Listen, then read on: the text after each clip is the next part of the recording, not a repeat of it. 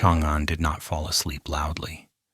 It dimmed itself, obeyed curfews, folded away ambition, and discovered that power, when confident enough, prefers to whisper rather than shout. Before you drift any deeper, if this quiet helps you feel safe tonight, you're welcome to stay with us. Subscribing softly keeps this place gentle and lets these nights continue. Now, rest.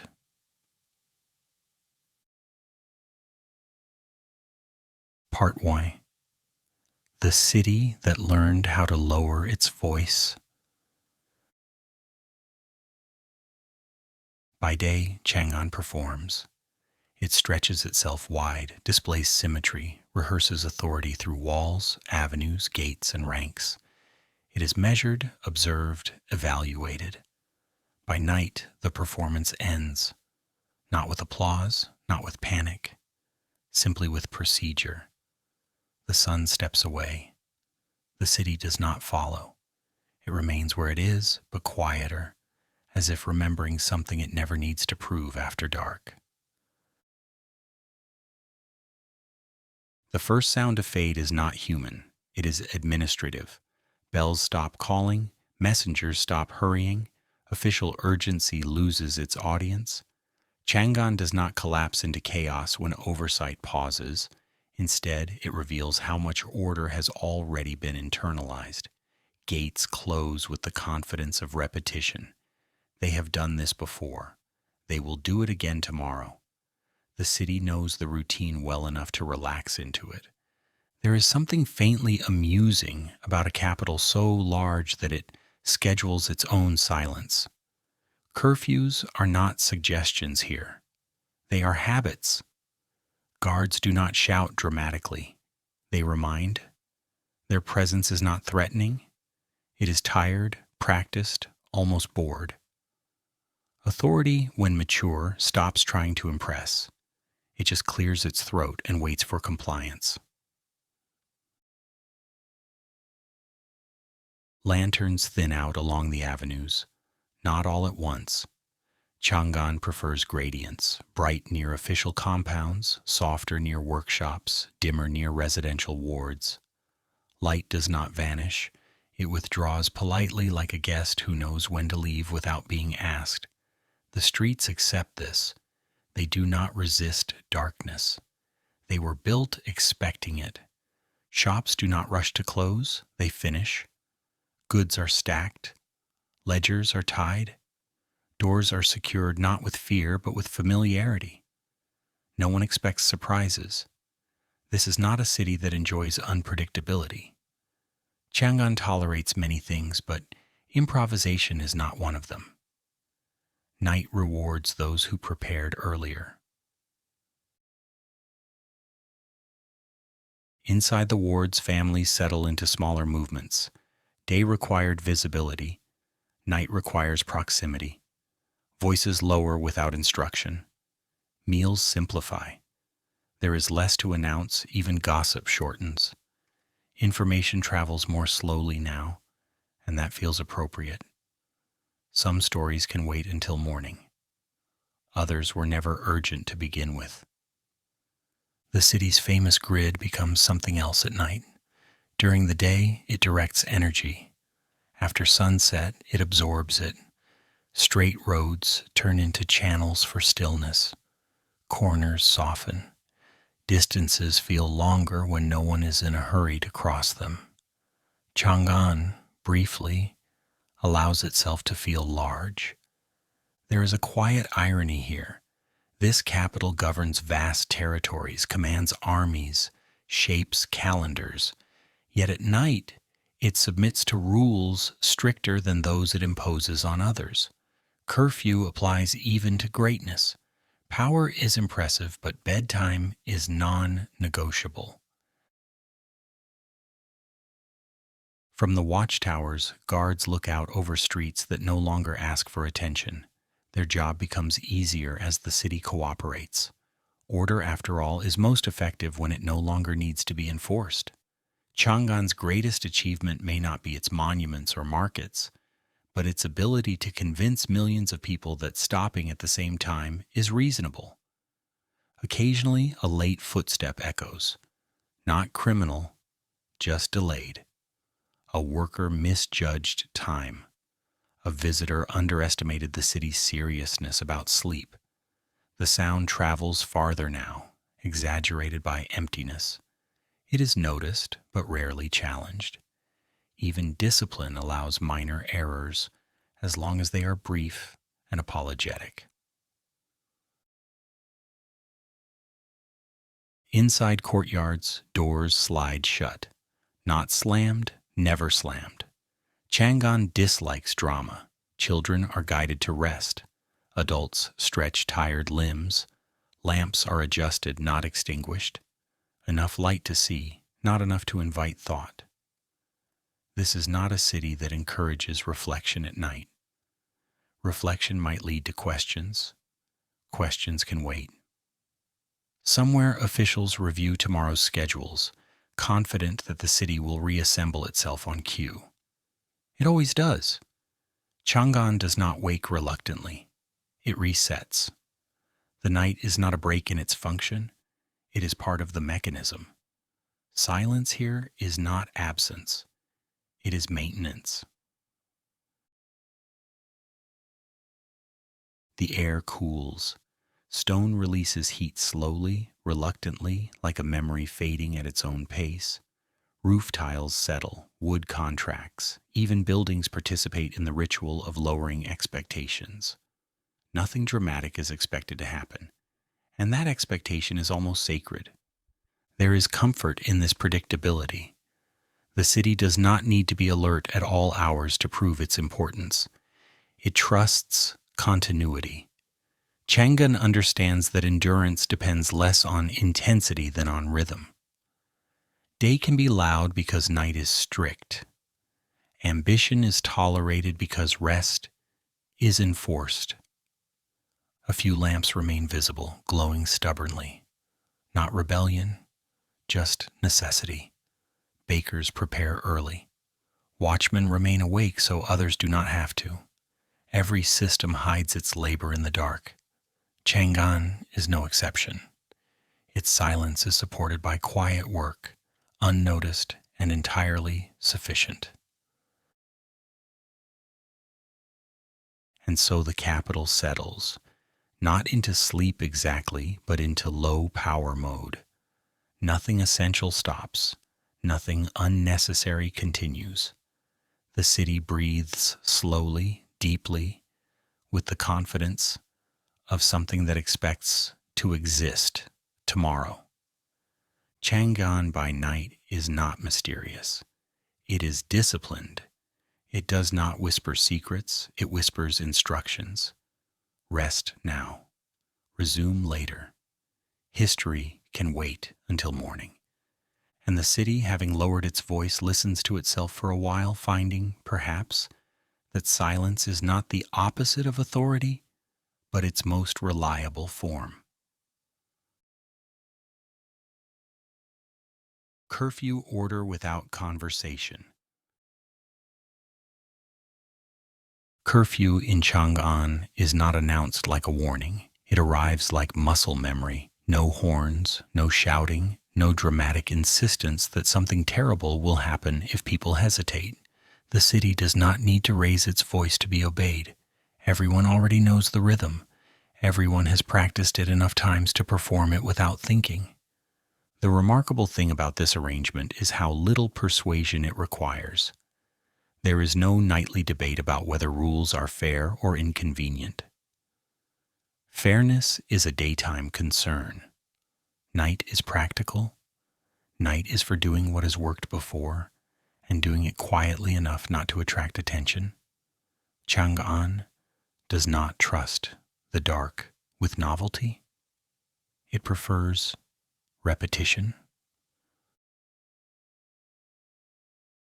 By the time the curfew approaches, bodies begin adjusting before minds do. Feet slow, conversations shorten. Tasks that could be finished tomorrow are postponed without guilt. The city does not admire productivity after sunset. It admires restraint.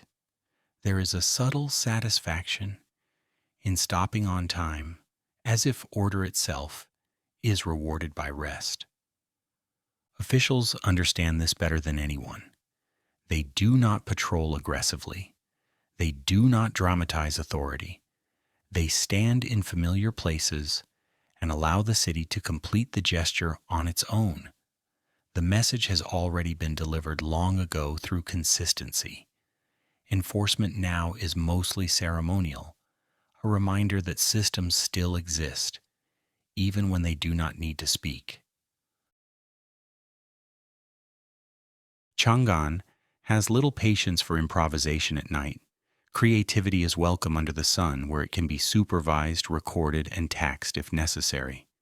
Darkness is reserved for maintenance. Sleep repairs what ambition wears down. Curfew protects tomorrow by limiting tonight.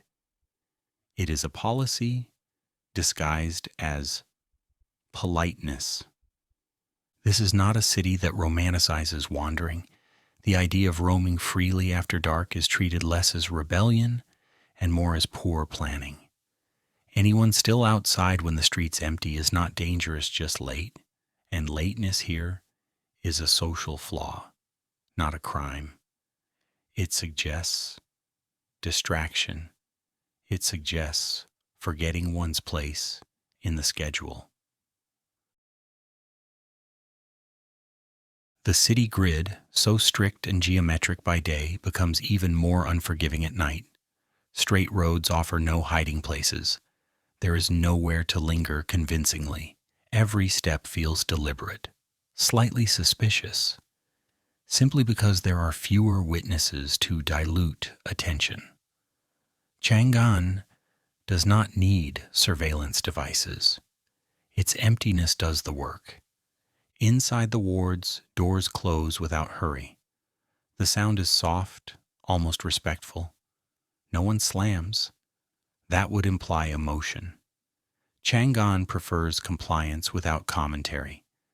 People understand that the less said about curfew, the better it works. Conversation invites disagreement. Silence invites sleep. It is worth noting that this order does not feel oppressive to those accustomed to it. On the contrary, there is comfort in knowing exactly when the day ends. The boundary between public and private is drawn sharply and then left alone. Once inside, individuals are free to be unremarkable. The city does not demand personality after hours. There is mild humor in how seriously Chang'an takes the idea of not being bothered. An empire capable of absorbing distant cultures and managing endless paperwork becomes deeply offended by unnecessary noise at night. It tolerates complexity. It does not tolerate disturbance. One could say the city is less interested in excitement than in continuity. Occasionally, someone forgets. A visitor misreads the tone. A newcomer assumes that rules soften with darkness. The correction is rarely dramatic. A look, a pause, a reminder delivered without enthusiasm. The city does not punish mistakes harshly. It corrects them efficiently. The goal is not fear. It is alignment. Curfew functions as a kind of collective agreement not to surprise each other. Everyone agrees to become predictable at the same time. This predictability allows trust. Doors can be thinner, guards can be fewer. Anxiety has little space to grow when routines are synchronized so precisely. Inside homes, night rearranges priorities. There is no pressure to perform intelligence or wit. Words are used sparingly. Stories, if told, are familiar ones. Nothing new is required. Chang'an does not expect brilliance after sunset. It expects survival with minimal disruption. Even thought itself seems to slow. Big ideas wait politely until morning. Ambition sleeps lightly but does not act. The city understands that constant innovation is exhausting. Curfew is how Chang'an conserves energy by insisting that everyone stop pushing at the same moment. This system also has an unintended benefit. It equalizes. At night, rank matters less. Official titles do not extend bedtime. Authority clocks out alongside everyone else. The city flattens temporarily, not through ideology, but through fatigue. Everyone is equally subject to tomorrow. The guards, often imagined as stern enforcers, appear almost sympathetic now. Their work is easier because cooperation is automatic. They observe more than intervene. When they do intervene, it feels procedural, not personal. Chang'an does not enjoy confrontation. It enjoys resolution. Curfew, then, is not about fear of disorder. It is about avoidance of conversation. Discussion slows systems down. Nighttime arguments would require attention, judgment, exceptions. Chang'an dislikes exceptions. It prefers the elegance of a rule that needs no explanation because it has been repeated long enough to feel natural. There is something almost tender about how the city prepares for stillness. Lamps are placed where needed and nowhere else. Courtyards dim gently. The air cools without complaint. Nothing insists on being noticed. Chang'an believes that the best kind of power is the kind that can afford not to speak. Decision to stop causing problems for a few hours. The streets empty not because they must, but because they always have. Curfew holds Chang'an together by refusing to entertain alternatives. It does not argue for order. It assumes it. An assumption, repeated nightly, becomes tradition. By the time true silence arrives, there is nothing left to negotiate. The city rests, confident that it has already explained itself earlier, sometime during the day, when explanations were allowed. Now there is only routine. And routine in Chang'an is more persuasive than any voice raised in the dark. Streets that remember footsteps. At night, the streets of Chang'an become wider. Not physically, of course. Stone does not stretch when no one is watching. But absence has a way of exaggerating scale. Without bodies to negotiate space, avenues relax into their full dimensions, revealing just how unnecessary constant movement really was. By day, these streets are disciplined corridors of intention. Feet move with purpose. Carts follow rules. Distances are measured in minutes and obligations. At night, the same roads forget what they were for. They do not collapse. They simply wait. Wide enough to carry thousands, they now carry nothing at all, and seem perfectly content with that arrangement. Footsteps from the day still exist, at least in theory. Dust remembers pressure, stone remembers rhythm, but no one checks. No official arrives with a ledger to account for every crossing. Chang'an does not require confirmation that movement occurred. It assumes it did. Verification is exhausting. Trust here is more efficient. There is something quietly confident about a city that does not monitor its own emptiness. No effort is made to preserve traces. No attempt to clean, document, or interpret what passed through hours earlier. The streets are allowed to forget or remember privately without being asked to explain themselves. This indifference is not neglect. It is policy by temperament. Chang'an understands that tracking every detail creates noise. Noise creates questions. Questions require answers. And answers, inconveniently, require people to stay awake. The city prefers sleep.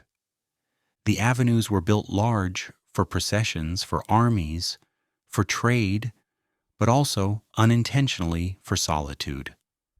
Their scale makes individual presence feel temporary, even insignificant. One person walking alone does not alter the street. The street absorbs them, like water smoothing a ripple without comment. Occasionally, a lone figure crosses an intersection far too large for one set of feet. The sound echoes briefly, then disappears. The street does not react. It has carried heavier things. It does not take attendance. Chang'an's planners likely did not design these roads with memory in mind. They planned for control, visibility, order. But night repurposes infrastructure. Visibility becomes exposure. Order becomes emptiness. And memory, once a tool of administration, becomes optional. The city does not believe that every action deserves to be remembered. This may be one of its more humane qualities. To be briefly present, then erased by routine, is not always punishment. Sometimes it is relief. Dust settles evenly. Wind moves without obstruction. Small debris drifts into corners and waits. The streets collect the day's leftovers without judgment. Nothing here asks what a footprint meant or where it was going. Meaning is a daytime project. There is mild irony in how much effort was invested into building streets that function perfectly well without users. Engineers calculated widths, alignments, drainage, sight lines, all so that at night, nothing at all could happen smoothly. This emptiness is not abandonment. It is pause. Chang'an is confident that activity will return without encouragement. The morning does not need reminders. Habit will handle it. And so the city does not patrol memory. No guards trace paths. No scribes note patterns of movement. The streets are allowed to exist as they are. Ready, unused, patient. They trust repetition more than record keeping.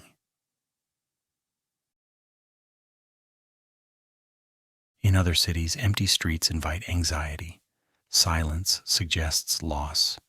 In Chang'an, silence suggests efficiency. A system that shuts down cleanly is admired. Disorder would be more concerning than emptiness. The scale of the roads also discourages secrecy.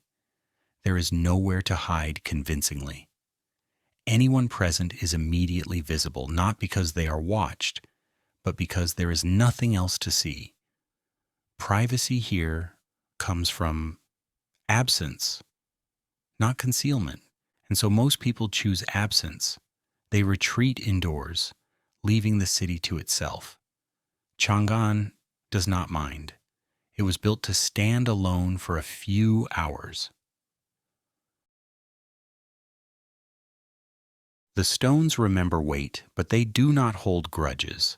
They do not accumulate stories. Each day resets pressure. Each night releases it. The street does not care who walked where, only that it remains walkable tomorrow. This is a city that believes strongly in reset. Tomorrow will realign everything. Merchants will return to familiar corners. Officials will retrace identical routes. Nothing needs correction because nothing has drifted far enough to matter. Even mistakes dissolve overnight. A wrong turn taken earlier leaves no scar. A delay creates no permanent mark. The streets forgive easily because they are not invested in outcomes. There is comfort in knowing that one's movements are not archived. Chang'an offers this quietly without advertising it as kindness. You may pass through and the city will not remember you specifically. It will remember the pattern. Patterns matter more than individuals here.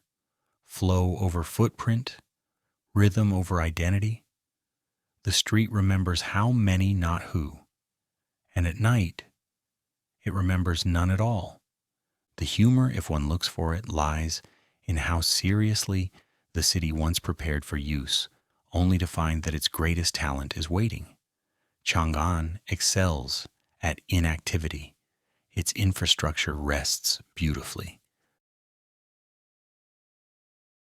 Somewhere far down an avenue, a watchman shifts position. The sound travels, then stops. The street absorbs it and returns to stillness. No echo lingers long enough to become narrative. Night gives the streets permission to stop performing. They no longer guide, channel, or direct. They exist. That is sufficient. By the time dawn arrives, nothing will need explanation. The streets will open themselves again, ready to accept pressure, movement, purpose. They will pretend they were never empty. But for now, they remain wide, silent, and unconcerned, remembering footsteps only long enough to forget them completely, trusting that tomorrow will place everything back where it belongs without being asked. The night watch that mostly watched nothing. The night watch of Chang'an does not begin with anticipation. It begins with acceptance. The guards step into position already aware that very little will happen and that this is, in fact, the goal. They are not disappointed by quiet. They are reassured by it. A successful shift is one that ends without anything memorable needing to be remembered. These men are not chosen for dramatic instincts. They are chosen for reliability, for the ability to stand still without resenting it, for the talent of noticing nothing and continuing to notice nothing for hours. Heroism here would be inconvenient. Heroism implies deviation. Chang'an prefers consistency. The patrol routes are familiar enough to walk without thought. Stone underfoot feels the same every night. Walls do not move. Gates do not surprise. The city offers few mysteries after curfew, and that is precisely why the watch exists. Not to confront danger, but to confirm its continued absence. Most of the shift is spent looking at surfaces that have already been looked at thousands of times before. Walls are inspected for the reassurance they provide, not for flaws. Gates are observed not because they might open, but because they reliably remain closed. The guard's shadow stretches, shortens, shifts angle, then repeats the process with methodical indifference. There is something faintly humorous about the seriousness with which nothing is monitored. Eyes remain alert, posture correct, senses prepared, all in service of confirming that the city behaves exactly as expected. Chang'an invests resources into watching itself remain unchanged. It can afford to. The guards know that if something truly unexpected were to occur, it would already represent a failure elsewhere. Their presence is preventive, not reactive. They are not the solution to disorder. They are the reminder that disorder has already been discouraged. Time passes slowly on the wall, not painfully, just deliberately. Each moment arrives on schedule and leaves without ceremony. The watch does not rush time. Rushing would suggest impatience. Impatience has no role here. The shift will end when it ends. The city does not reward anxiety. Conversations, if they occur at all, are brief and practical. Weather, foot placement, a note about a loose tile that will be addressed tomorrow. No speculation, no storytelling. Stories imply events. events imply change. Change is not tonight's assignment. The guards do not expect gratitude. They do not expect recognition. Their reward is predictability. Payment arrives regularly. Meals are modest but dependable. Sleep follows the shift, like a guaranteed conclusion. Chang'an compensates patience fairly, if unimaginatively. Looking outward from the wall, the city appears calm to the point of indifference. Roof lines settle into darkness. Courtyards show no signs of rebellion. Windows emit only the softest light. The guard does not feel responsible for this calm, only associated with it. Looking inward, toward the wall itself, there is little to engage the imagination. Stone absorbs heat slowly. Mortar cracks are familiar. These details are not inspected with suspicion, but with familiarity. The wall has done nothing wrong. It has simply continued to exist. Occasionally, an animal moves somewhere beyond the light. The sound is noted, categorized, dismissed. Not human, not relevant. Chang'an has no interest in reacting to the ordinary movements of the night. The city distinguishes between disturbance and life. The watch is also an education in restraint. The guards are trained not to interpret too much. An absence of sound is not a problem. A lack of motion is not suspicious. Chang'an does not mistake quiet for danger. That confusion belongs to smaller, less confident places.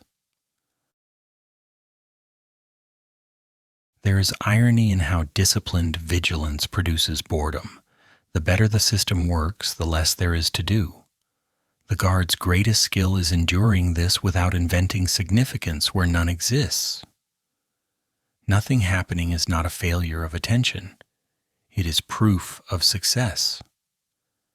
As the night deepens, even the idea of potential threat becomes abstract.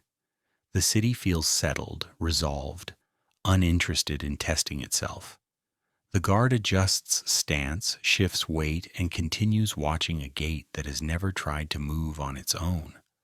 This labor is not glamorous. It is not meant to be.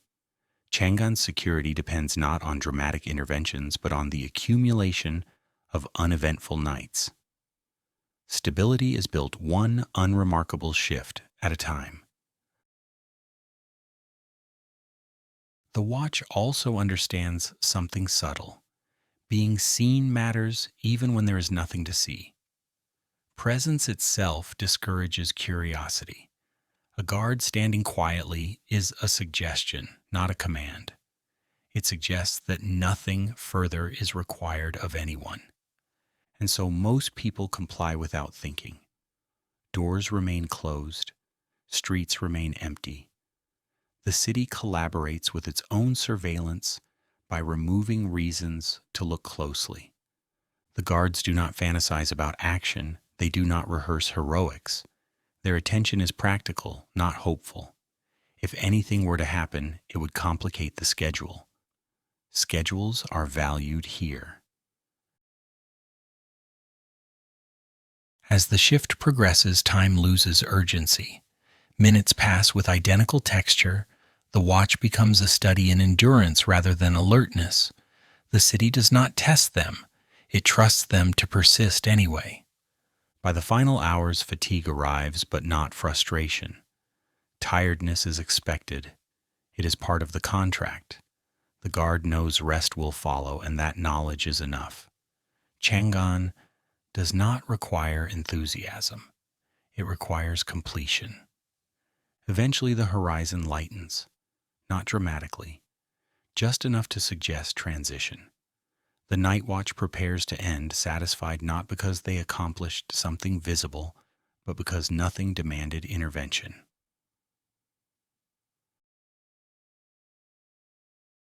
The walls remain where they were. The gates have behaved impeccably. The streets have stayed silent. This is the ideal report. Nothing to explain, nothing to justify. As the guards step down from their positions, they leave no trace of vigilance behind. The city does not commemorate uneventful nights.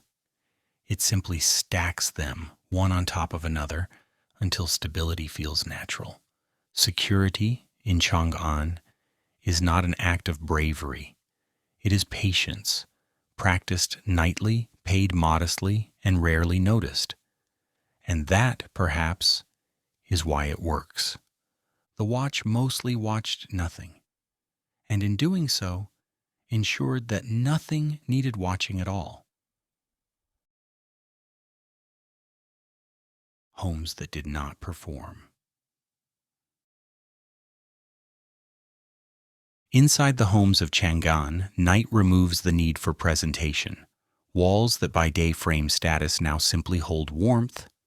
Rooms stop being evidence. They become containers for fatigue. No one inside feels obligated to behave like a resident of an imperial capital. That role clocks out with the sun. The first thing to happen is not sleep. It is permission. Permission to loosen posture. Permission to stop announcing competence. Shoes are placed where they belong, not displayed. Robes are hung without ceremony. The body recognizes the end of its audience before the mind does. Tea cools because no one is timing it anymore. A cup sits untouched long enough to become lukewarm, then forgettable. No one apologizes to it. The city does not audit domestic efficiency after dark. Chang'an's interest in excellence is strictly diurnal. Objects find their resting places without negotiation. A brush is set down, a belt is folded, a bowl is rinsed and left inverted, not because it is elegant, but because it is finished. Nothing in the room is trying to impress anything else. The furniture does not argue with the floor. The floor does not care. This is where the empire stops asking questions. Inside, there is no need to explain one's usefulness. The metrics of importance dissolve quietly. Who spoke to whom? Today does not matter now. What rank one navigated through the streets with does not follow them across the threshold. Chang'an is large enough to allow its residents to be small in private. The humor, if one listens carefully, lies in how little grandeur survives indoors. Outside, symmetry and scale rehearse permanence. Inside, the most reliable feature is a place to sit. Even ambition leans against a wall and waits. The city's greatness does not demand reenactment in the living space. Families gather not to discuss the empire, but to avoid discussing anything at all. Conversation shrinks to maintenance. Did you eat? Are you tired? Tomorrow will be busy. These are statements, not topics. The night prefers facts that end quickly. Children, if awake, are quieter than they were taught to be during the day. Not because they fear discipline, but because the house itself asks for it. Sound travels differently at night. It feels heavier. Each word chooses whether it deserves to exist. The rooms accept silence without awkwardness. This is important. Silence indoors is not emptiness, it is completion. The day's transactions have been processed. There is nothing left to file. The house is not waiting for anything. Clothing tells its own story here, not the story of fashion or rank, but of weight and wear. Sleeves loosen. Fabric softens. The body remembers where it can afford to be careless. Chang'an at night does not require crispness. It tolerates creases. Even food behaves differently. Leftovers are not symbols of abundance or scarcity. They are simply there, prepared for a tomorrow that everyone assumes will arrive. The confidence that tomorrow exists allows the present to relax. In these moments, people are not citizens in the grand sense. They are individuals performing the smallest possible version of continuity, breathing, sitting, stretching. These are not political acts, though the empire benefits from them anyway. The walls hear things the streets never do. Sighs, minor complaints, the soft sound of joints, negotiating age. None of this leaves the house. Chang'an is not interested in collecting these details. The city allows privacy not as a right, but as a convenience. Lamps are adjusted downward, not extinguished, enough light to avoid accidents, not enough to inspire effort. Shadows take over tasks that require imagination. Faces soften. Expressions become temporary. There is an unspoken understanding that the night is not for improvement. Self-improvement, like governance, operates on a schedule. After dark, the best outcome is preservation. Maintain what exists. Do not add complexity. Even thoughts slow. Plans pause mid-sentence. Worries shorten. Problems that seemed urgent in the marketplace become abstract here, reduced to shapes without edges. Chang'an does not chase solutions at night. It files them for daylight review. The city's confidence shows in this restraint. A nervous power would demand constant affirmation. Chang'an does not. It allows its people to disengage without fear that the structure will collapse without their attention.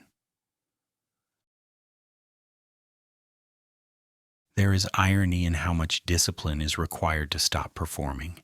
Years of routine train the body to move automatically, to speak when spoken to respond promptly.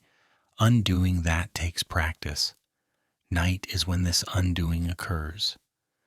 Bedrooms are not stages, they are storage for people. The day will retrieve them soon enough. For now, they are allowed to remain unremarkable. The empire does not follow anyone into these rooms. It stays outside, satisfied with curfews and gates. Inside, the scale shrinks to human proportions. A mat, a pillow, a familiar corner of the ceiling. Occasionally, laughter escapes, brief and quiet, as if surprised by itself.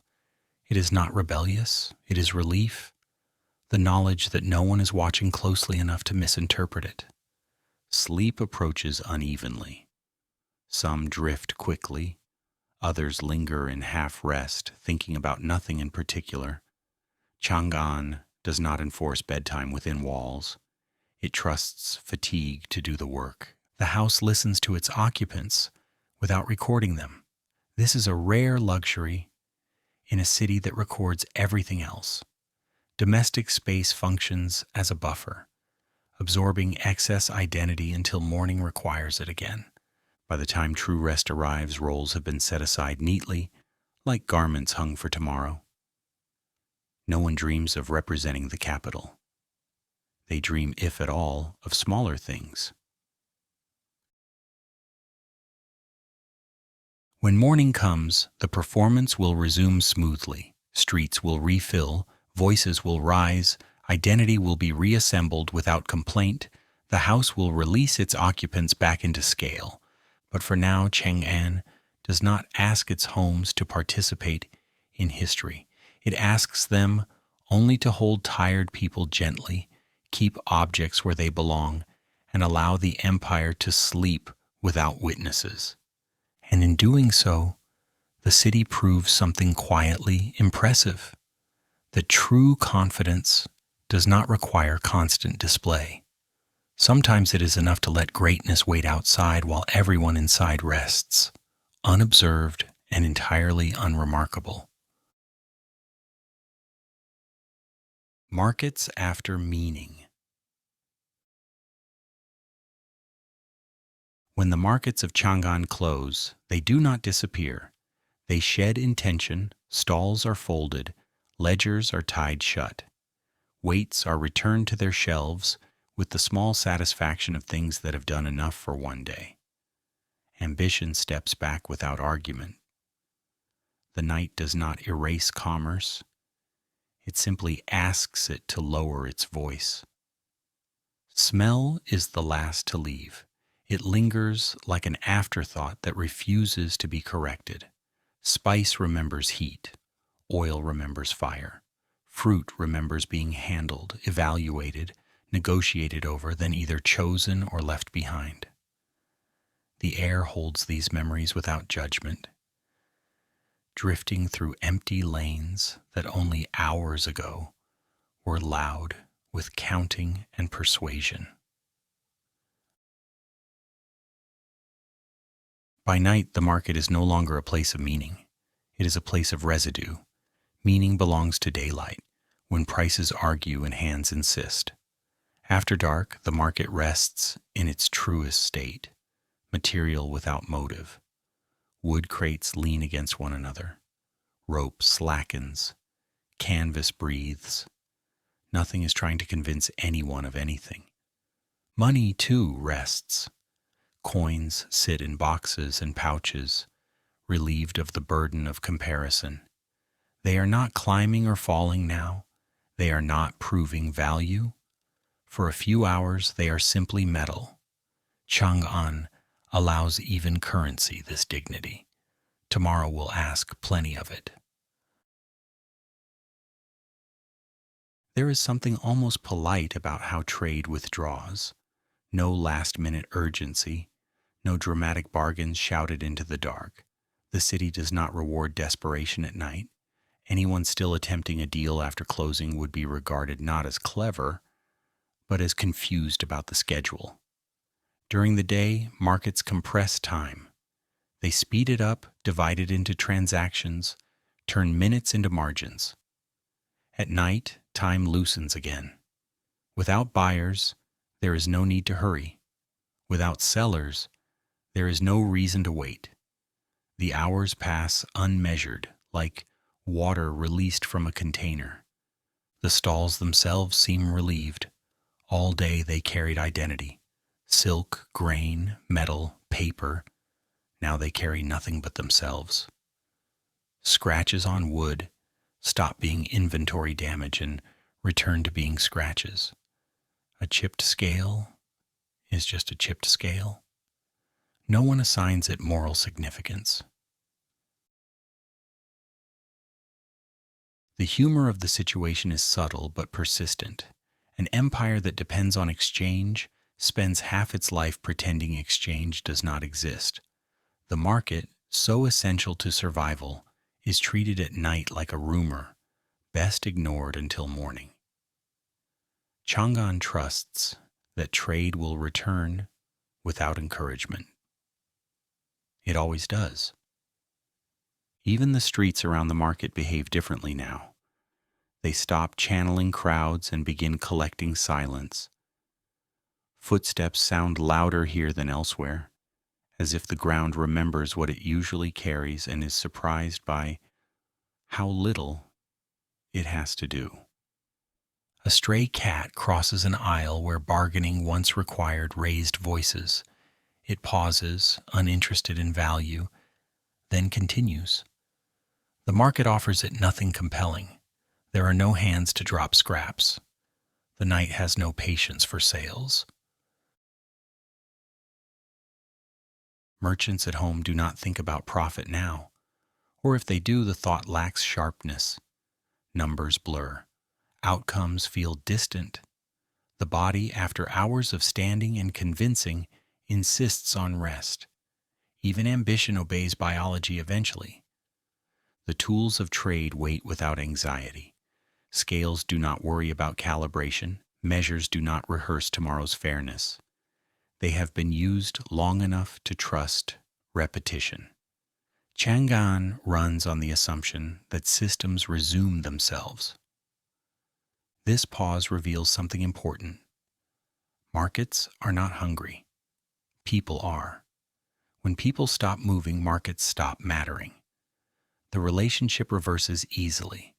Commerce depends entirely on attention, and attention sleeps. Night also strips away narrative. During the day, every sale is a story, a success, a failure, a missed opportunity.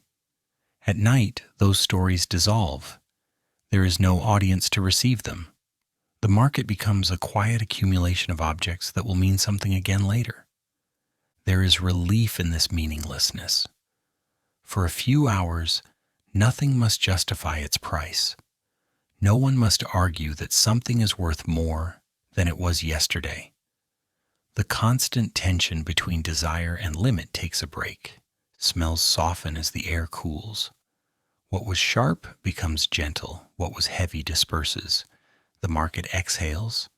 It has been holding itself together all day for strangers. Now it belongs only to itself. Chang'an does not clean the market immediately. It lets traces settle.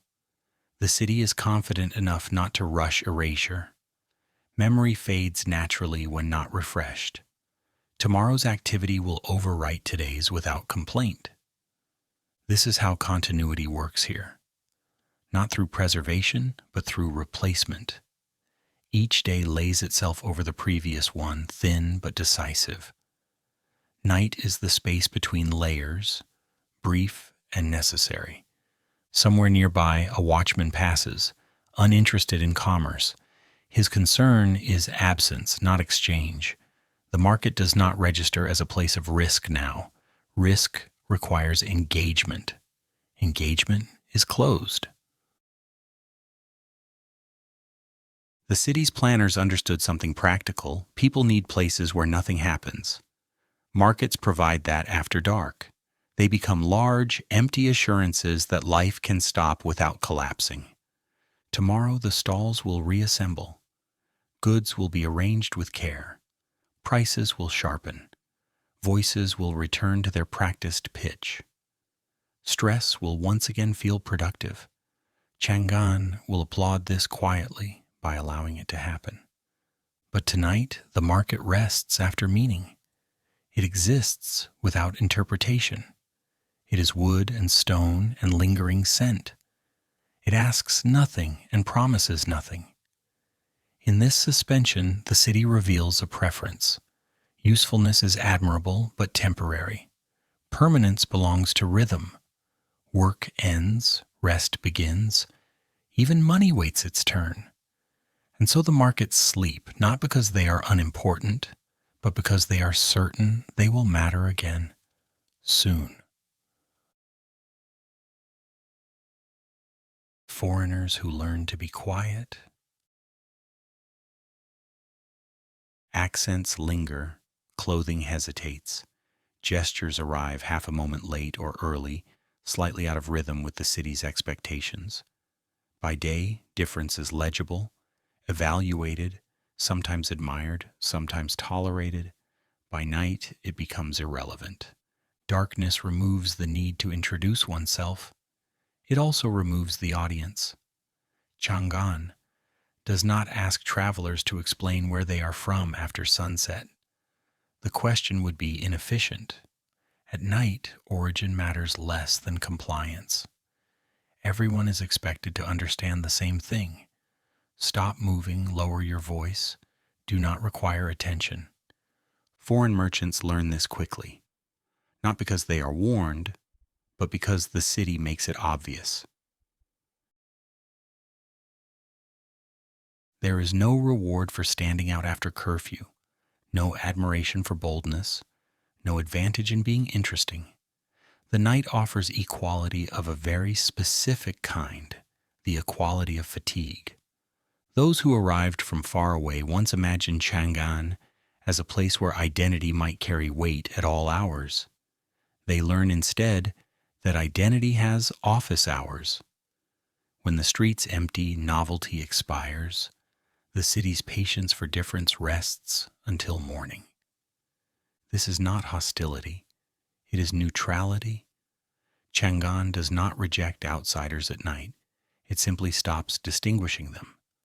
Darkness flattens categories. Local or foreign, merchant or messenger, influential or anonymous, all are equally expected to become quiet shapes behind closed doors. For travelers accustomed to cities that never sleep, this takes adjustment. Silence here is not an absence of life, it is a rule. The night has boundaries, and those boundaries do not bend for curiosity. Chang'an is uninterested in nighttime storytelling from abroad. Inside inns and guest houses, languages soften, conversations shorten, stories that might impress in daylight lose urgency. No one needs to prove they came far. Distance does not earn privileges after sunset. The night treats experience like luggage. Set it down and rest. There is a small irony in how this city of global connections becomes locally indifferent at night.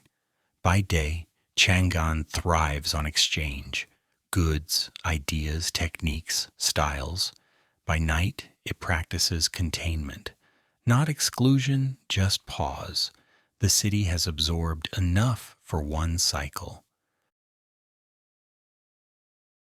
Foreigners notice that guards do not watch them more closely than anyone else. Suspicion is a daytime activity. Nighttime surveillance focuses on absence, not difference. A quiet foreigner attracts less interest than a loud local. Behavior matters more than origin. The streets, emptied of context, make everyone feel equally misplaced. A wide avenue does not care who crosses it incorrectly. The scale is too large to flatter anyone. For once, the visitor does not feel smaller than the city everyone does. Inside rooms, travelers perform the same rituals as residents. Shoes removed, belts loosened, fatigue acknowledged. Bodies respond similarly to long days, regardless of where they began. Chang'an understands this and demands no further distinction. There is comfort in this temporary anonymity.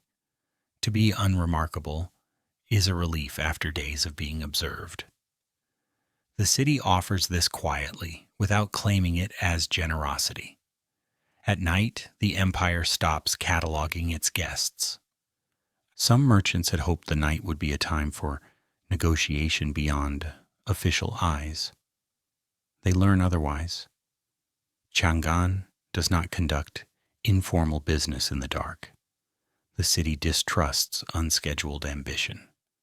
Anyone attempting to impress after curfew appears inexperienced rather than daring. This lesson spreads without instruction. Word travels faster than authority ever could. By the second night, most foreigners adopt the local posture. Minimal movement, minimal sound, minimal expectation. The city appreciates this not with praise, but with indifference. Indifference here is a sign of success. To pass unnoticed at night means one has understood the city's deepest rule. Do not make yourself a problem when no one is available to solve you. The equality of night also exposes something practical. Cultural difference requires energy to explain, to interpret, to misunderstand. Chang'an conserves that energy. Night is when explanation ends. Even dreams seem to simplify. Visitors do not dream of markets or meetings. They dream of sleep itself. The body insists on sameness. Tomorrow will be complex enough. There is a subtle humor in how the city hosts the world, by asking it to be quiet, not welcoming speeches, not displays of tolerance, just a shared understanding that everyone stops at the same time. Foreigners who stay long enough come to appreciate this. The night becomes a sanctuary from performance. No one asks for stories, no one asks for proof. The empire is content to let its guests exist without comment. By morning, distinctions will return. Accents will be noticed again. Clothing will be read. Origins will matter. But the night does not anticipate that. It exists independently of tomorrow's curiosity. Chang'an's confidence shows here. A weaker city would fear difference after dark. It would tighten control, This one simply removes incentives. Quiet becomes the common language. And so the foreigners learn to be quiet, not because they are silenced, but because they are included in the same expectation as everyone else. At night, the city treats all people as what they are most reliably: tired individuals preparing to rest. No one is asked to represent a culture. No one is asked to be impressive. The night does not care how far you traveled. It cares only that you stop traveling for a few hours. In this pause, the city becomes briefly universal, not through grand ideals, but through shared limits. Everyone sleeps the same way. Everyone closes a door. Everyone waits for light. And when dawn comes, Chang'an will once again separate, categorize, admire, and measure. But for now, the night holds everyone equally, without curiosity, without judgment, a capital of the world that for a while refuses to notice who the world has brought to it. Administration at rest. In Chang'an, administration does not follow people into sleep. Authority understands its own limits here. When night arrives, files remain where they are. Seals stay dry. Decisions wait patiently, like letters that know the courier will return in the morning. The empire continues, not because it never stops managing, but because it knows precisely when to stop. During the day, administration performs endurance. It measures, records, classifies, assigns. It produces weight. Paper grows heavy with intent. Ink insists on permanence. The city hums with the quiet confidence of things being tracked. At night, all of this pauses without apology. Governance does not linger after hours to admire itself. The offices dim early. Lamps are lowered not because there is nothing to do, but because doing nothing is the correct task. Desks accept stillness. Documents lie flat, relieved of the pressure to justify their existence. No clerk feels guilty for not finishing one more line. Chang'an has learned that exhaustion produces mistakes, and mistakes are more expensive than rest.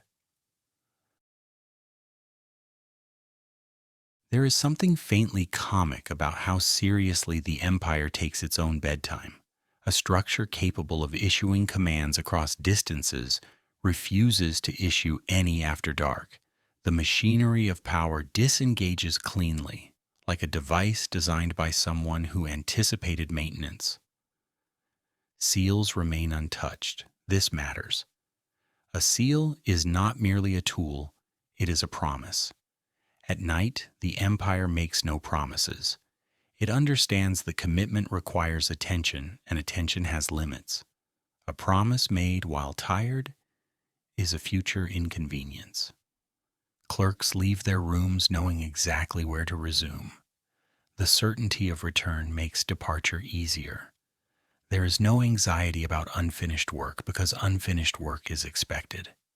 Chang'an does not pretend that administration is ever complete. It only insists that it be paused deliberately. The corridors of authority sound different at night.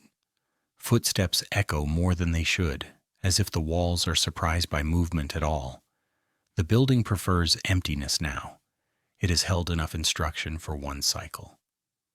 Inside, the atmosphere relaxes, air cools, paper stops absorbing moisture from hurried hands, ink dries properly. The empire performs its most subtle act of self-care. It lets materials recover. Officials do not rule in their dreams. This is an important boundary. The city does not require loyalty beyond consciousness. Sleep is not a duty. Chang'an trusts that rested minds govern better than vigilant ones. Power here is not suspicious of rest. It budgets for it. At home, administrators are unremarkable. They do not rehearse arguments. They do not draft imaginary edicts. They eat simply, speak little, and surrender posture. Their authority remains at the office, like a garment hung carefully for the morning. The empire benefits from this separation. Roles that never come off begin to chafe. There is a quiet irony in how much order depends on letting go. By refusing to govern continuously, Chang'an ensures that governance remains effective. Constant management would blur priorities. Night restores contrast. No emergency interrupts this pause lightly. The threshold for disturbance is high, intentionally so. If everything is urgent, nothing is. Chang'an reserves interruption for the rare, not the routine. The routine can wait. This restraint also communicates confidence. A nervous power would stay awake, fearing collapse if unattended. Chang'an sleeps because it expects continuity. It assumes tomorrow will arrive with familiar problems and familiar solutions. Records lie still, unconsulted. Their silence is productive. It prevents revisionism. It keeps yesterday intact until it can be addressed with clarity. Night protects the past from being rewritten by fatigue. There is mild humor in the way paperwork behaves when unobserved. Stacks look less intimidating. Margins appear generous. Complexity seems smaller when no one is actively wrestling with it. The problems do not shrink, but they stop performing their threat. The city's schedule is embedded in architecture. Doors that close encourage minds to close with them.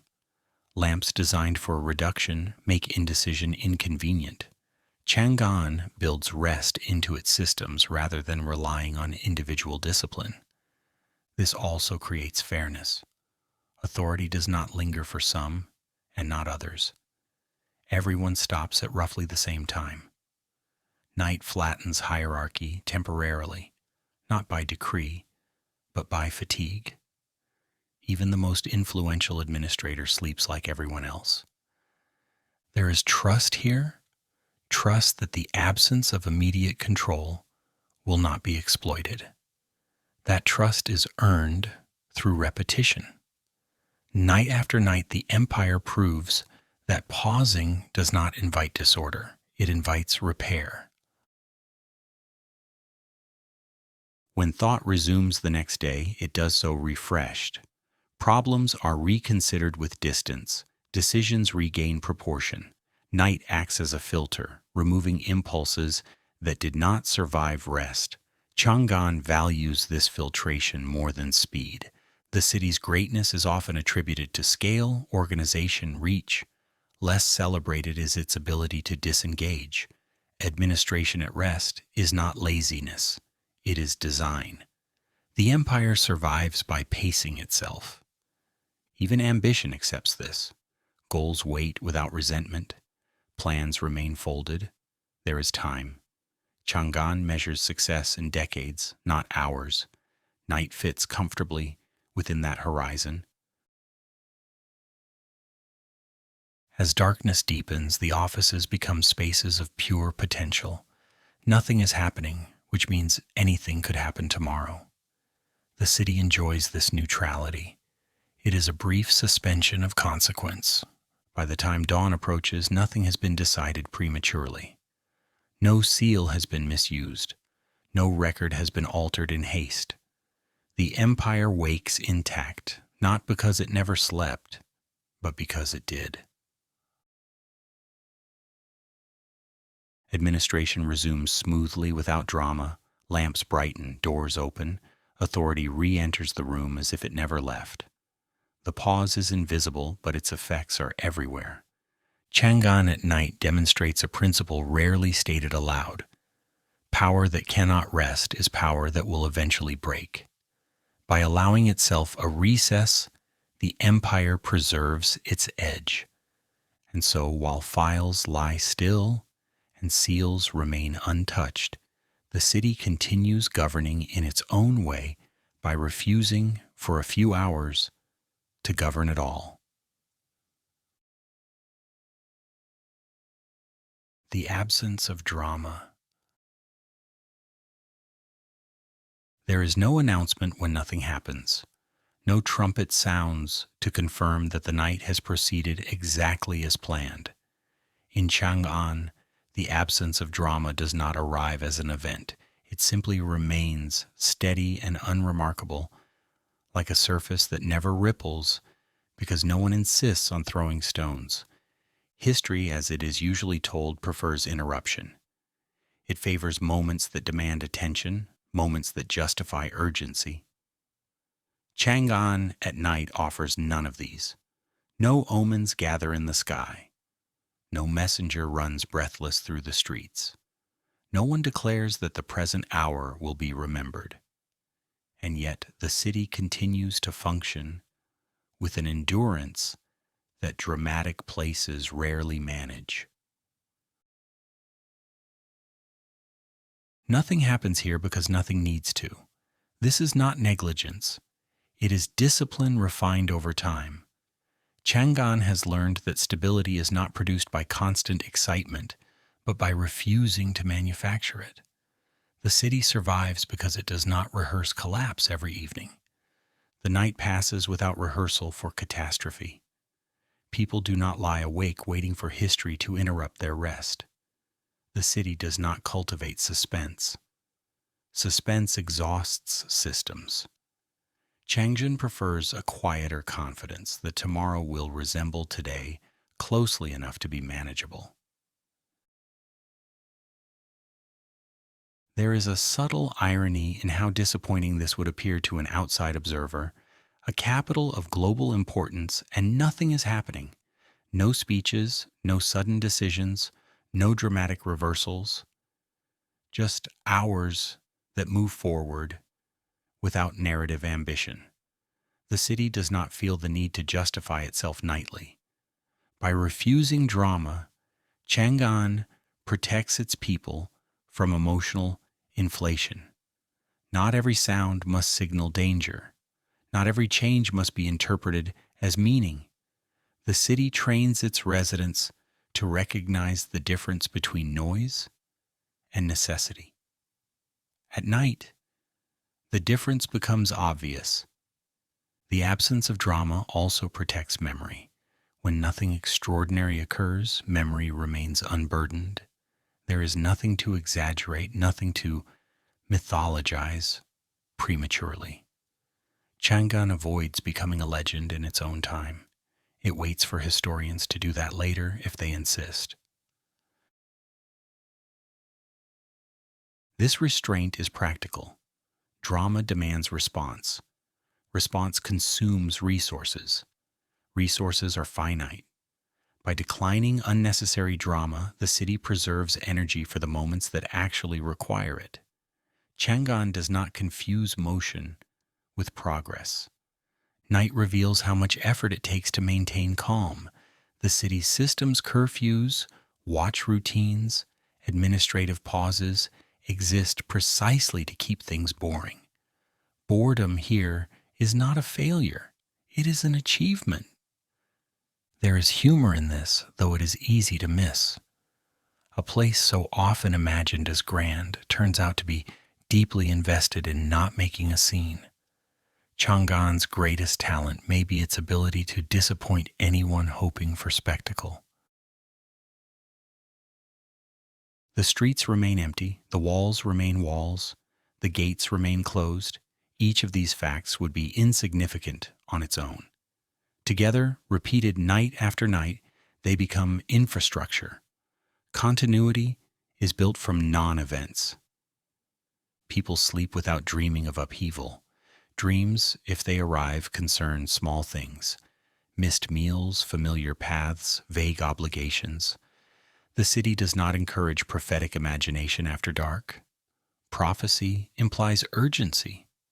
Urgency belongs to daylight. By morning, nothing will have changed dramatically. That is the point. Markets will reopen, offices will resume, Streets will refill. The lack of interruption allows systems to reassemble without strain. Chang'an's mornings are possible because its nights do not compete with them. This pattern repeats until it becomes invisible. Residents stop noticing that nothing happened.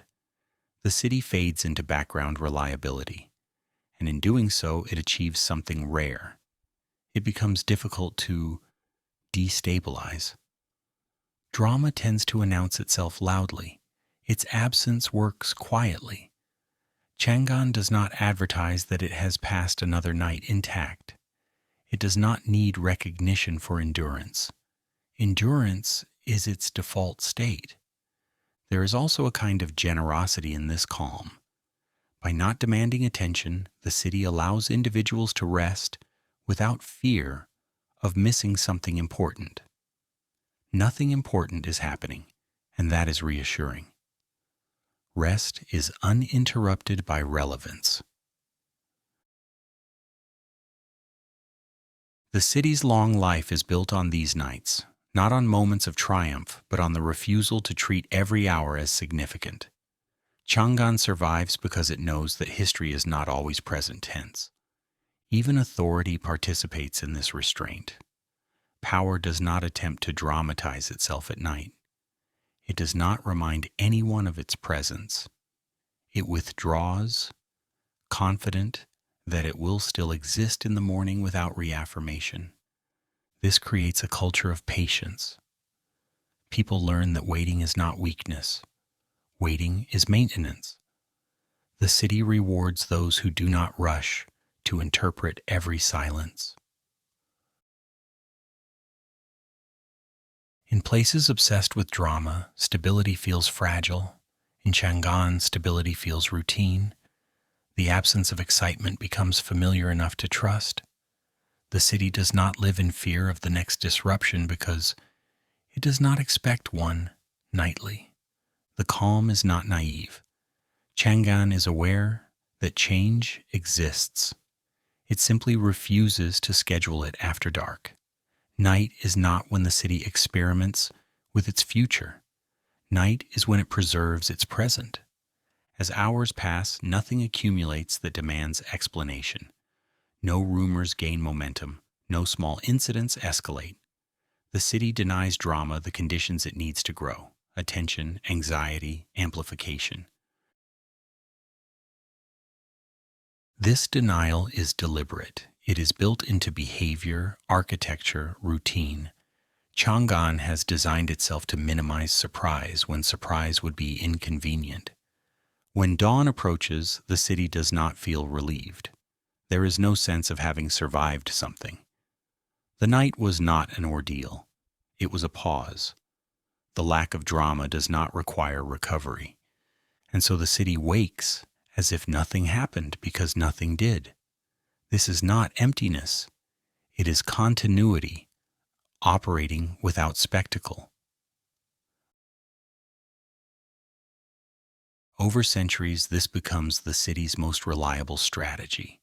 Dynasties shift, borders change, names evolve, but the habit of undramatic nights persists, carrying the city through transitions that louder places fail to endure. History will later focus on dates, rulers, moments. It will overlook these hours of calm. Chang'an does not mind. It was never trying to be memorable at night. The absence of drama is not an accident here. It is the quiet architecture of survival. And while no one announces it, this refusal to perform history every evening is exactly what allows the city to keep existing long enough to be remembered at all. Sleep as infrastructure. In Chang'an, sleep is not treated as a luxury, a moral reward, or a private indulgence. It is treated as construction, as load-bearing as stone, as necessary as gates and walls. A city that refuses to sleep does not become vigilant. It becomes fragile.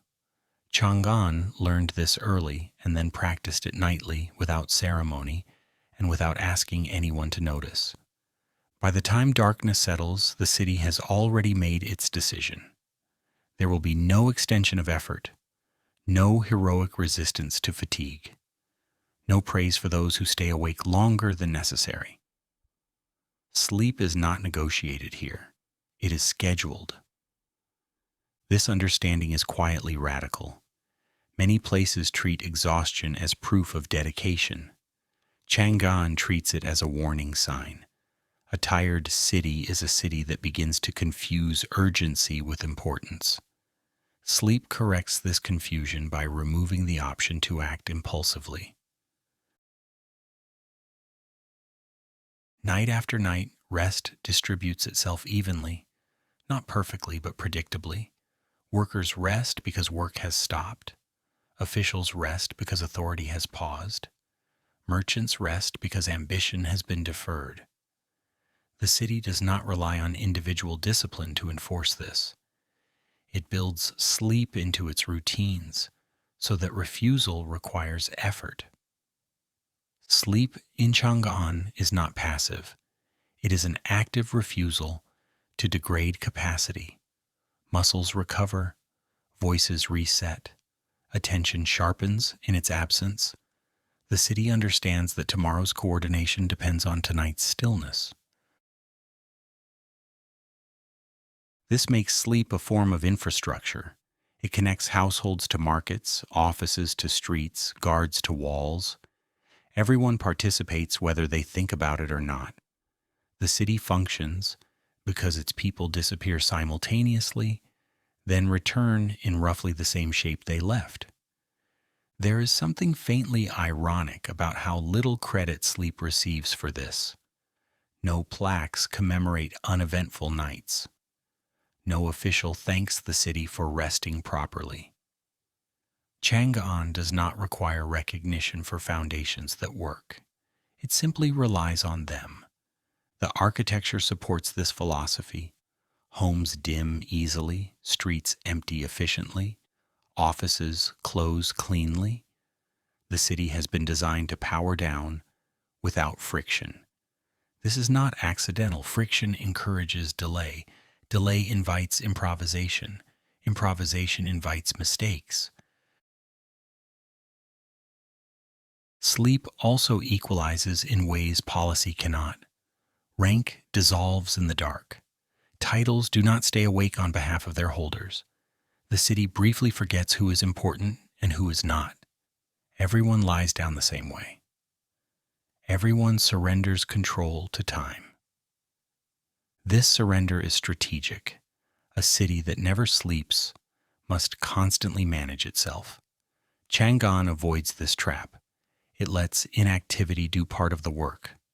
While people sleep, conflicts pause, ambitions cool, decisions wait. This waiting is not weakness. It is stabilization. There is mild humor in how serious the city is about rest. A capital capable of coordinating enormous complexity insists that everyone stop thinking at the same hour. Chang'an has learned that thinking too long without interruption produces worse ideas, not better ones. Sleep also protects the future from the present. At night, no one rewrites plans in frustration. No one reacts emotionally to partial information. The city saves itself from its own worst instincts by removing consciousness temporarily. Even memory benefits. Sleep blurs the sharp edges of the day. Annoyances lose intensity. Small failures shrink. The city wakes with problems that feel solvable rather than overwhelming. This is not optimism. It is chemistry. Chang'an does not frame sleep as self-care. It frames it as maintenance. Roofs need repair, roads need clearing, minds need rest. The comparison is unromantic and effective. A city that understands this does not fear interruption. It trusts recovery. Chang'an does not need to stay awake to guard against threats that are not present. Constant vigilance would exhaust the very systems meant to respond. This is how sleep becomes defensive architecture, not by keeping watch, but by preserving readiness. A rested city responds faster than an exhausted one. Chang'an chooses preparedness over paranoia. Night after night, this decision compounds. The city accumulates not fatigue, but resilience. Each rested morning builds on the last. Over time, this creates a rhythm that outlasts individuals, administrations, even dynasties. There is no ideology attached to this, no speeches about balance, just a practical understanding that rest is cheaper than repair. Chang'an invests accordingly. People do not thank the city for allowing them to sleep. They assume it. This assumption is the highest compliment infrastructure can receive. When something works perfectly, it disappears into expectation. The city's long endurance owes much to this invisibility. Sleep does not announce its contribution. It simply prevents collapse quietly, night after night. By the time dawn arrives, Chang'an is not reborn. It is resumed. The difference matters. Rebirth implies drama. Resumption implies continuity. Sleep makes continuity possible. And so the city wakes, rested enough to repeat itself. Streets refill, offices reopen, markets revive. None of this feels heroic. It feels normal. That normality is the achievement. Chang'an does not celebrate sleep. It does not ritualize it. It does not record it. It relies on it. A city that understands sleep as infrastructure does not burn itself out proving strength. It preserves strength by stepping away from display. This is why Chang'an lasts. Not because it never faced difficulty, but because it refused to exhaust itself, anticipating difficulty that had not yet arrived. Sleep here is not escape. It is design, a quiet agreement between stone, people, and time. Stop now so that everything can continue later. And night after night, without acknowledgement or applause, the city keeps that agreement esting itself into permanence.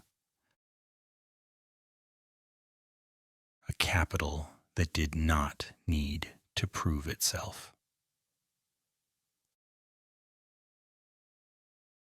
At night, Chang'an does not rehearse its greatness. There are no monuments lit for admiration, no ceremonies staged to reassure the present, no speeches written for an audience that has already gone home. The city does not narrate itself after dark. It simply continues quietly without explanation. This restraint is not modesty. It is confidence refined by repetition. Chang'an does not feel compelled to remind anyone what it is. The reminders have already been delivered during the day through scale, coordination, habit. Night is not for reinforcement. Night is for endurance. Many capitals worry about memory. They construct symbols, schedule rituals, demand recognition even when no one is listening. Chang'an does something else. It sleeps. It trusts that survival will speak more clearly than spectacle ever could. There is something faintly ironic about a city so often described as monumental choosing not to perform monumentality at night. Stone arches fade into shadow, towers become silhouettes, indistinguishable from one another. Grandeur relaxes. The city allows itself to look ordinary when no one needs convincing. No banners are unfurled, no processions pass. The absence is deliberate. Chang'an understands that constant self-display creates dependency on attention. Attention is unstable. Existence is more reliable. The night does not flatter the city. It does not frame buildings at dramatic angles. It does not invite reflection on destiny. It reduces everything to mass and quiet. Chang'an accepts this reduction willingly. It knows what remains afterward still works.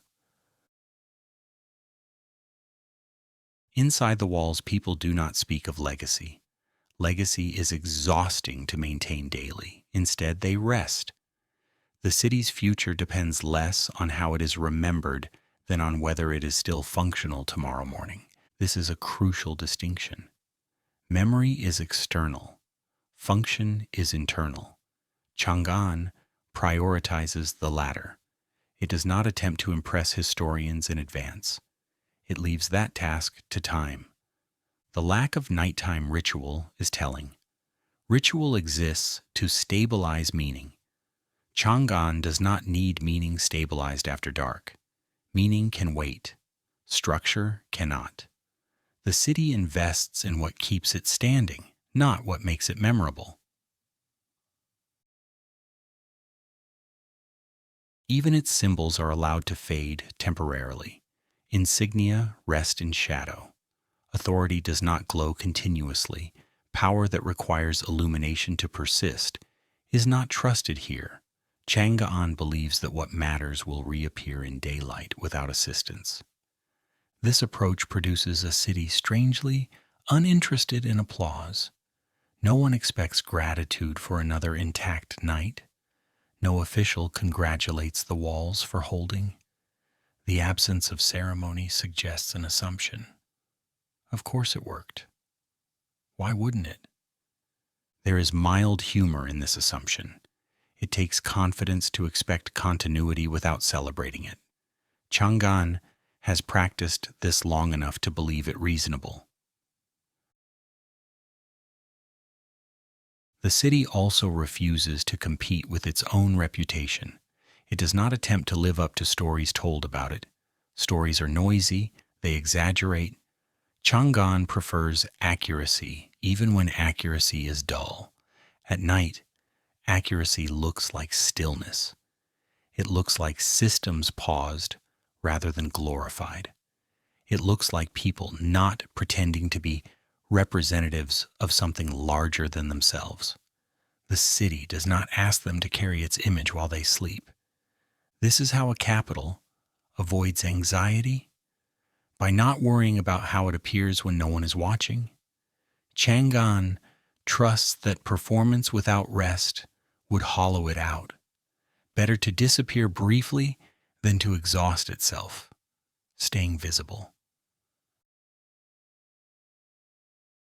There is also a quiet practicality in refusing nighttime monumentality. Monuments require attention. Attention requires management. Management requires energy. Energy is finite. Chang'an spends it where it matters. As hours pass, the city becomes less symbolic and more physical. Walls are just walls. Streets are just streets.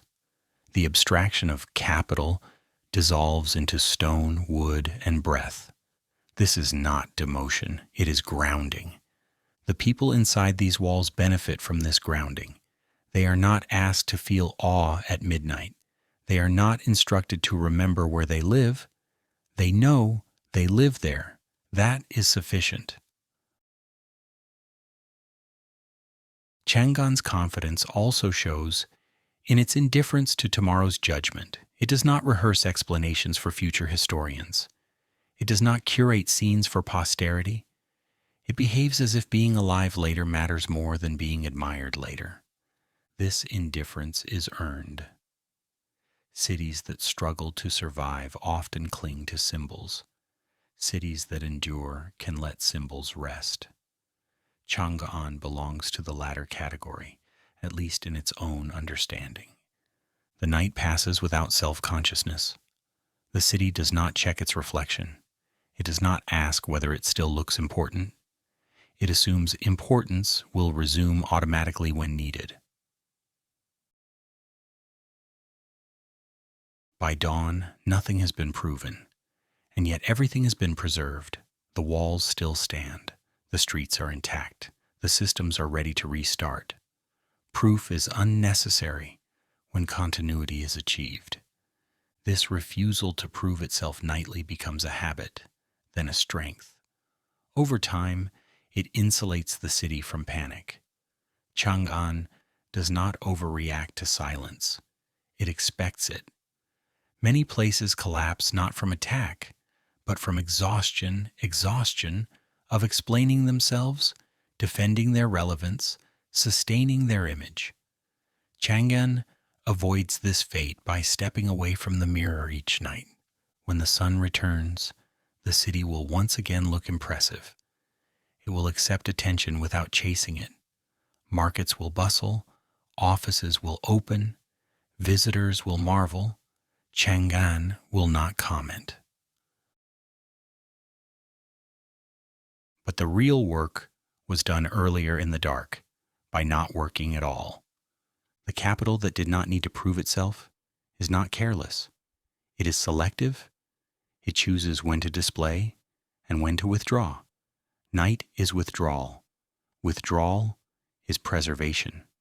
And so Chang'an sleeps, unconcerned with how history will frame it later. History can wait.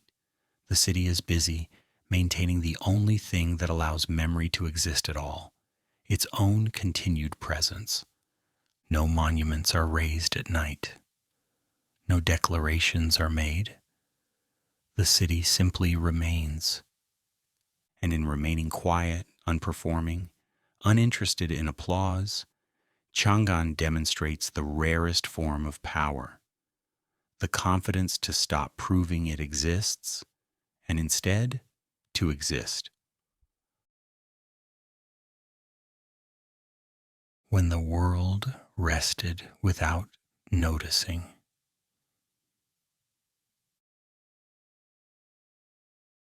When Chang'an falls asleep, the world does not pause to observe it. There is no ripple of concern spreading outward, no distant signal fires light up in response. Roads remain where they are. Rivers continue their slow negotiations with land. Other capitals keep their own hours, largely indifferent to the fact that one of the world's great cities has dimmed its lamps. This indifference is not failure. It is evidence. Chang'an sleeps, and nothing essential breaks. The roots that connect regions do not vanish. Trade does not forget how to move. Power does not leak out through the cracks, simply because a city has closed its eyes for a few hours.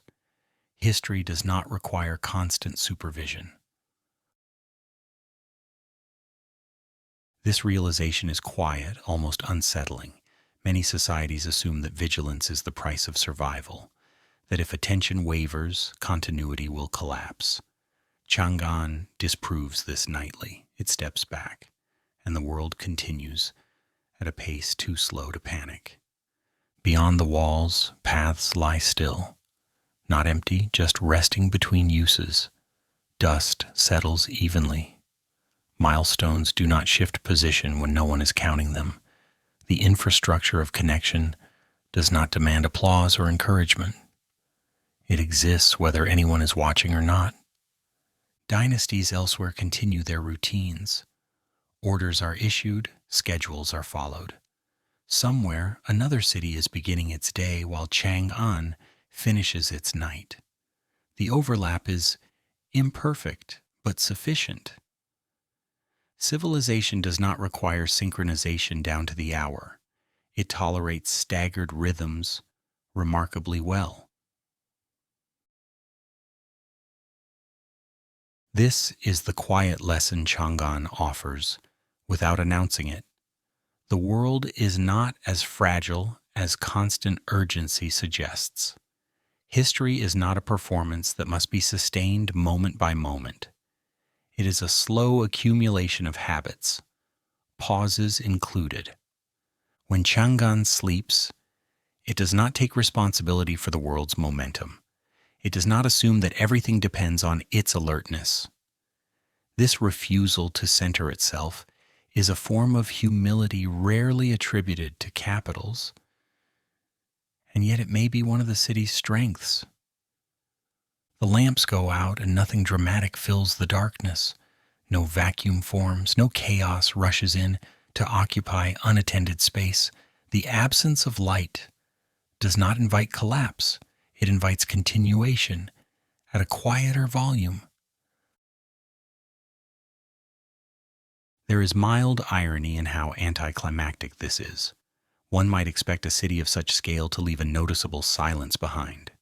Instead, the night absorbs Chang'an easily, like water closing over a stone. The world does not stumble, roads beyond the city remain navigable. Couriers elsewhere still measure distance. Calendars do not require correction. The machinery of time does not pause to confirm that everyone is awake. This suggests something slightly unsettling for those who believe history depends on their attention. It does not. History proceeds whether noticed or not. Chang'an's sleep does not slow it down. It merely demonstrates that participation is intermittent. Within the city, this knowledge manifests as calm rather than anxiety. There is no sense of abandoning duty. Chang'an understands that rest is not withdrawal from history, but a different way of inhabiting it. The city's confidence lies in accepting that it is part of a larger process it does not control. When it sleeps, it trusts that roads will still exist, that other places will continue, that the world will not unravel from temporary neglect. This trust has been earned through repetition. Night after night, the city tests the same assumption and finds it reliable. Each morning confirms that nothing essential required intervention overnight. There is something faintly humorous about how much energy people spend worrying that history might happen without them. Chang'an does not share this worry.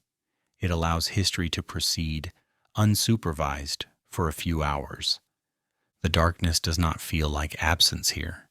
It feels like scale, a reminder that no single city, no matter how central, is responsible for keeping everything moving at all times. As the hours pass, Chang'an becomes one quiet element among many. The world's vastness reasserts itself. The city's importance does not vanish, but it stops demanding acknowledgement.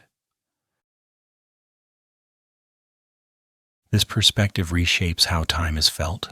The night stretches, not because it is empty, but because nothing insists on being counted. Without announcements, time reveals its natural pace. Slow, indifferent, continuous. Somewhere beyond Chang'an, someone else is waking up, unaware that the city has been asleep. Their morning does not depend on Chang'an's night. The separation is clean. This separation is comforting. It means the world does not require constant maintenance from any single place. It means endurance is distributed.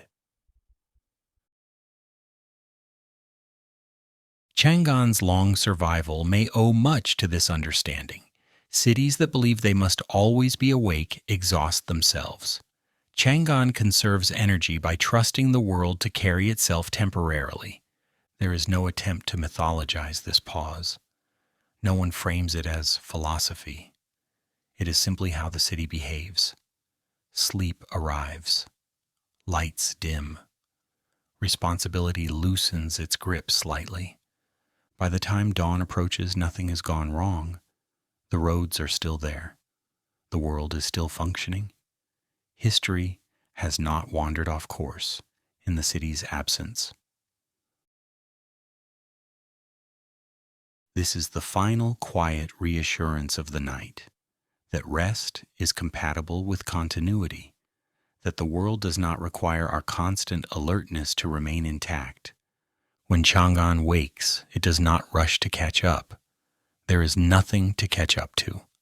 The pace remains manageable. The city re-enters the flow without disruption. The lamps return. The streets refill. Administration resumes. Markets awaken. All of it feels natural, as if nothing had been interrupted. Because nothing was. History did not stop when the city slept. It did not accelerate either. It continued at its habitual speed, slow enough to tolerate pauses, indifferent enough to survive them. This may be the most unsettling insight of all. That history does not need us to watch it constantly, that it moves on schedules longer than our attention spans. Chang'an does not dramatize this truth. It demonstrates it quietly, every night, by turning out the lights and trusting that the world will still be there in the morning. And it always is. When the world rested without noticing, nothing was lost. Instead, something was preserved. The city's strength, the people's endurance, and the understanding that survival does not require perpetual wakefulness. History, it turns out, is patient. It will keep going very slowly.